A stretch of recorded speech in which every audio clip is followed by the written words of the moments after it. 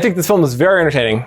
I've seen it twice. I mean, obviously the main emotion you get from it is laughter. Yes. Taking this as some sort of, as what the film might have intended to be, it does not work at all. It completely goes the opposite direction of what the director aimed for. I feel like they need to make more films like these. Yes, because they're so much more entertaining. Like, just like we were talking about Sonic, I wish that they would have just left the bad version of Sonic, because at least I would have felt gross. Yeah. and right. That could have had a similar element to it as Cats does, where like you can tell they're trying to make you feel a certain thing, but you're so weirded out by the aesthetics of what you're seeing that it's a bizarre experience. And Sonic could have been like that, maybe, if they'd kept the original Sonic. Yeah. This has enough extra bizarre things than just the visuals to make it fun. Yes. Yeah. I mean, that mostly goes into the animation aspect of it. Yeah. Because you just see these cats, and I just remember the first 5 minutes of this film, I was thinking, I feel so uncomfortable.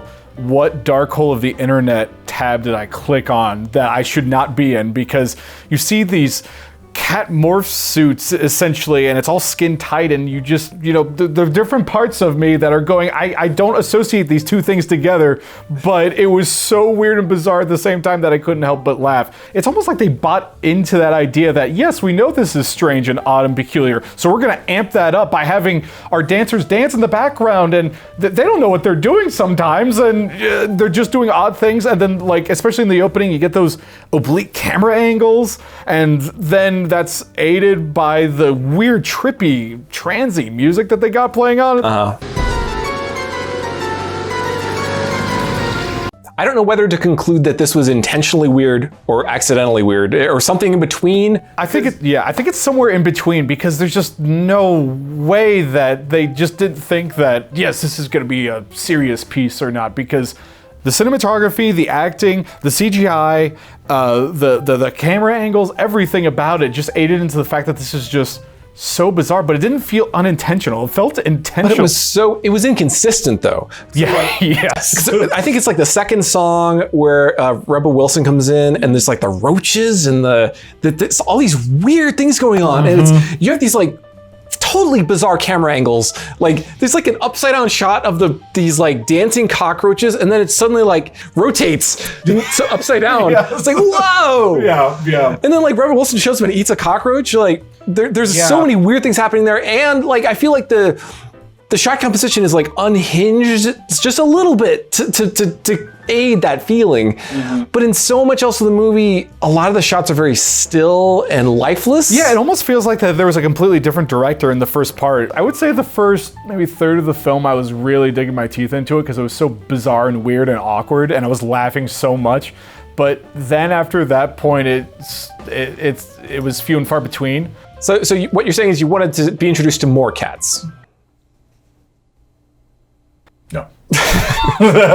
I wanted the directorial style to continue, because it felt like that it was just, they just kind of pushed it to the side, because after the first third of the film, there's still funny parts in it, like with Ian McKellen. Oh God, I'll get into that. I love Ian McKellen, but it looked like that they took him out of a nursing home, and he went on there and he didn't know where he was.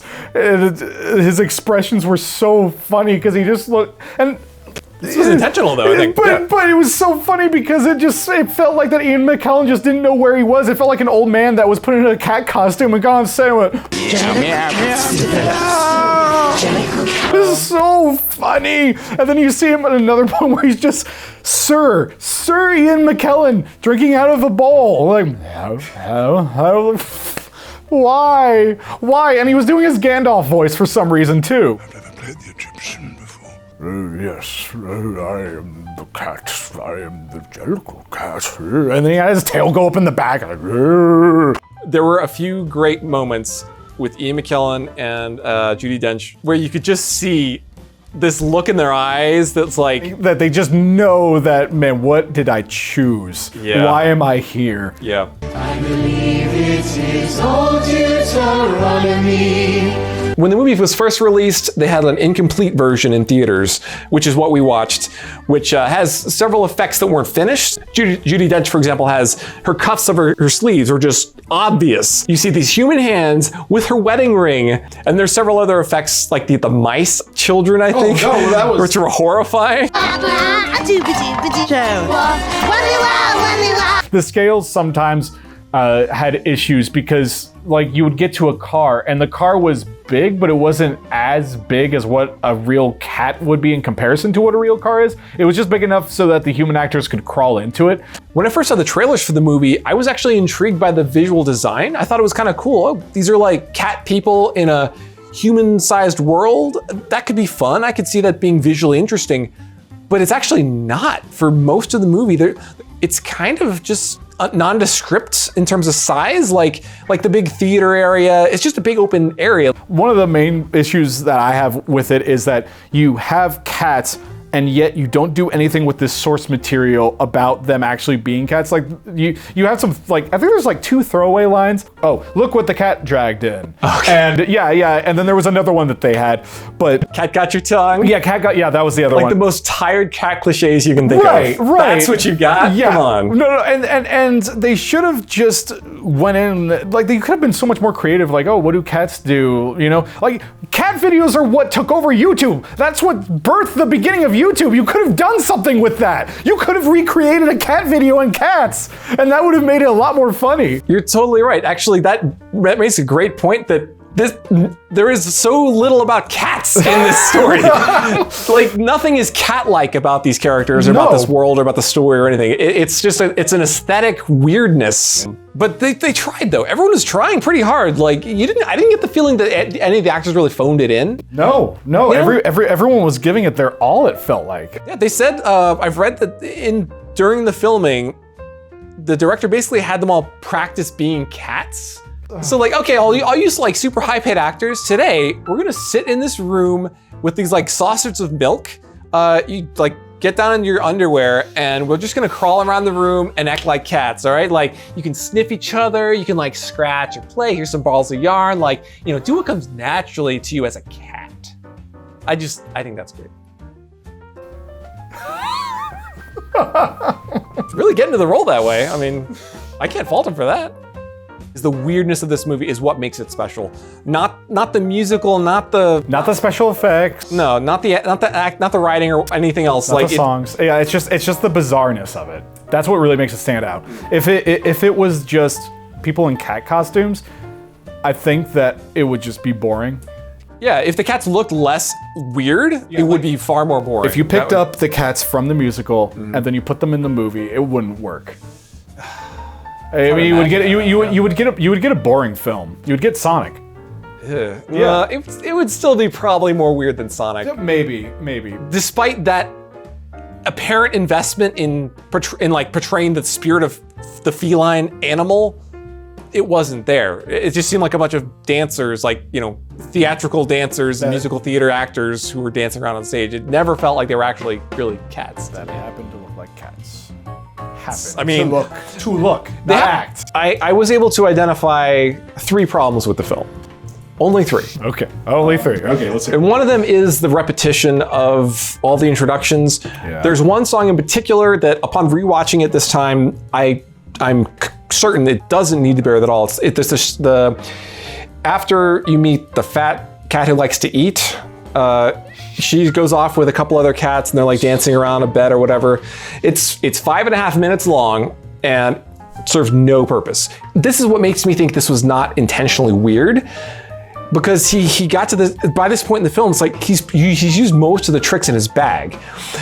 He doesn't keep, the surprises get fewer and fewer, I'd say. Yeah, and even the surprises there are just mundane and just kind of like. Right, and you have these moments that are shot and portrayed as though they're emotional, and those to me are very dull. That was my biggest problem with the film, was that it never gave us a chance to just breathe and just kind of be kind of normal sometimes. So even if people don't understand the song, so like sometimes I'm listening to them like, what are you singing about? What's going on? It would have been nice to actually have some just grounded experience as much as you can with cats.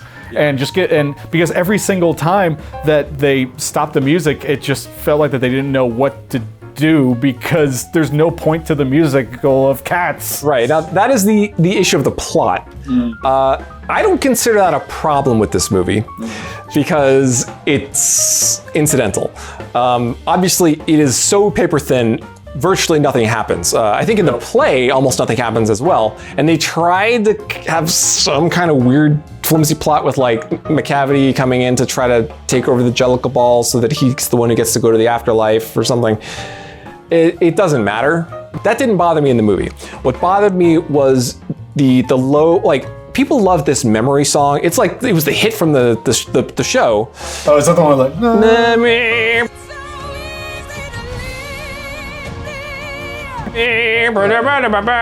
So like people like that song a lot. Apparently that was the one that everyone knew. Narratively, there's nothing there. Like we're supposed to care about this cat. I don't care. it asks us to care. That's the problem. That's why I wish that they gave us some spans of time to just be with these cats. Oh, so we actually did care. Yeah, yes. Okay. Because during these moments of, so usually with music in a musical, they are doing actions to try to heighten up your emotion about why we should care about these people, but the cats aren't doing anything to re-emphasize the actions of the songs that they are singing. They're just dancing around. They're not doing anything. Even when Idris Elba's number comes up, he's like, I'm evil, blah, ha, ha, you know, like have him play a pipe organ, like, I don't know, like curb stomp a puppy or something like that. You know, show that he's evil in some way, but he's just like, I dance evilly. And then even during those breaks in between the songs of when nothing is happening, that should be even a better time to show us, because it's kind of like a normal just way of just showing us like, okay, this cat has this going on. And that almost happens halfway through the film. I think the only kind of characterization that we get is from the main cat, Victoria, or was that right? Victoria. Yeah, she actually has a song, and I actually started feeling a little bit of something. Oh, I felt a lot of things for Victoria. Well, I totally agree though. That is how you would do it if you were actually trying to tell a story that people would care about. So absolutely, you would actually break up the songs with like plot. But no one cared. No, but so I'm approaching from the perspective that I don't want a story because I like how weird this is. Don't get me wrong, like I'm a huge narrative guy. I'm all about storytelling in movies. But in a case like this, it's so about the spectacle of being weird and not just wrong in so many ways that it becomes right. And if you had an actual story in there, I feel like it would become less bizarre, probably, unless it was a really weird story, in which case that'd be interesting, but it would have to be very different from what's there. And I just think the most boring parts of the movie are the ones that try to make us care, which is why I want fewer of them. In my ideal Cats incarnation, in my mind, there would be fewer memories, songs, or whatever, where we're actually supposed to care about the characters, more weird stuff. And that would have made this movie like an A+ for me, rather than just like an A-. Well, and that's why when it started dipping towards the middle, it started going back up a little bit. This entire film, I felt like that I was just watching a movie about cats, and then all of a sudden I learned that there's magic. There's a magical cat, and it's Idris Elba. There's multiple magical cats. Yeah, well, he has a book, and then he's like, oh, can I get an autograph from you? And then he just... When you're watching a movie, your brain is making connections. It's trying to figure out, it's like, okay, this is what's happening in the plot, this is the character. I'm receiving all of this data into the brain, whether it's music, you know, all the visuals, the dialogue, you're putting together the scenes, the story, the settings, your brain's doing a lot of complicated things during a movie. And in Cats, like, it's trying to make those connections, and it's like, it can't make them, and it's like, what is happening? It's like a car crash. Yeah, because you have these expectations. You have this expectation of, okay, I'm gonna watch a musical about cats, and then all of a sudden just these bizarre things come in, like genital injury jokes, and about maybe 8 or 9 like this person is fat jokes, which that is the entire punchline. I like to laugh at people that are fat. That's why I go see Cats. That's the kind of highbrow humor I like. Yeah, and you know why they're fat? Because they like to eat. They like to eat. They like to eat. Therefore, they're fat. That's funny. People who aren't fat don't like to eat. It's really funny. Yeah. I want to see more of that. You know that I'm sensitive about my size. Hey! Oh, God! I would have enjoyed a little more if they did push the bizarre elements more. But like, I understand, like, that's why it seems like they weren't trying to do that. I think they were trying, like, oh, this will be funny maybe, but they were trying to have a serious. Felt like it was right on the line. Like they were almost teetering over. It was like a needle right on the middle. Like, oh, no. Oh, no. No! Butthole cats, what do you mean? It will not bore you. This movie will not bore you. So I do recommend it. You recommend it for all of the wrong reasons of why you would recommend it. Yes, all the wrong reasons. So usually I'm recommending a movie because it has a good story and characters and it's well done and all that. This isn't really that. It's kind of the opposite. My two categories of favorite movies are like really dense, layered pieces like Roma. I loved Roma because it's so like deep, but a lot of people think it's boring. Fine, this is not boring. No. But to me, in both cases, there's so much that your brain can be doing in both kinds of movies. Roma and Cats. Yes, those are my two ideal sorts of movies, Roma and Cats. Yeah, I'd recommend it too for all the wrong reasons. Go see Cats. Go see Cats.